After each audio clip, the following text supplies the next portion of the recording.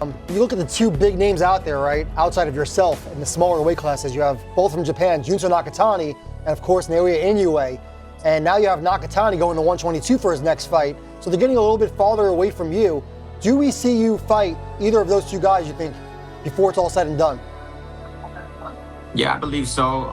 You know, my next fight was supposed to be Nakatani. Things were already in the works, so you know that just goes to show that I'm willing to fight whoever, whenever. But obviously, things didn't go that way, so here I am fighting Martinez. But those two fights are definitely two fights that I do want to get in my career. Right. I know there were talks, and I know that you were willing to go to 118. But now that they're both at 122, and you know maybe we even see Inoue go to 126 next year. There's been talk of that. What weight do you think these fights are going to take place at?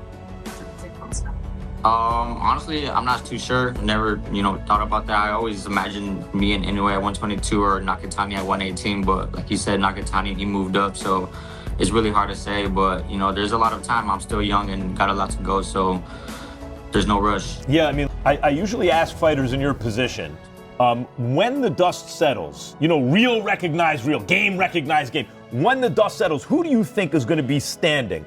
And everyone in boxing, respect to Nakatani and some others, but they see you and they see the monster, and it just looks different. You two look like different kinds of animals than everybody else.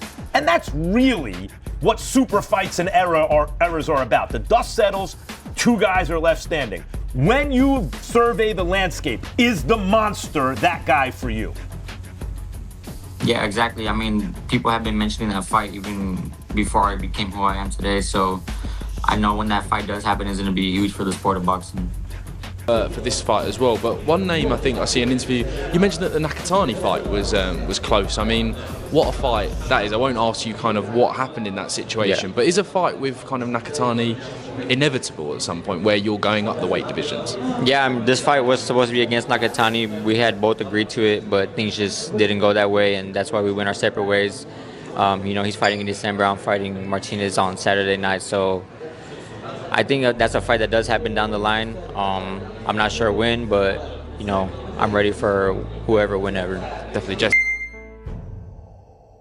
When he offered us the fight with Nakatani at first, actually, he said like he wants to know that evening, not in 3 or 4 days. And unfortunately, it means we got to make the call to Robert. Yeah. You know, Robert's in camp with Bam, and it's like normally the answer from a trainer or a manager would be, yeah, we're up for that fight, but let's leave it till 2 weeks' time. But you have to give them an answer now. Yeah. And they accepted the fight with Nakatani. Nakatani chose not to take the fight. Then they came back with Puma Martinez. I talked to Nakatani's manager and trainer, and I don't, you know, this is the first time I'm hearing that they rejected the fight. They were okay with the fight. I think I got a text message from Mr. Honda telling me he did not want that fight.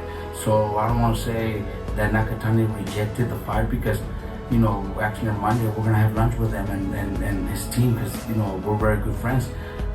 So I don't want to say that Nakatani rejected the fight. I think it was more Mr. Honda not wanting them to fight, just like. What do you think about Bam Rodriguez? He says he would love to fight you. What do you think about that? I'm sorry.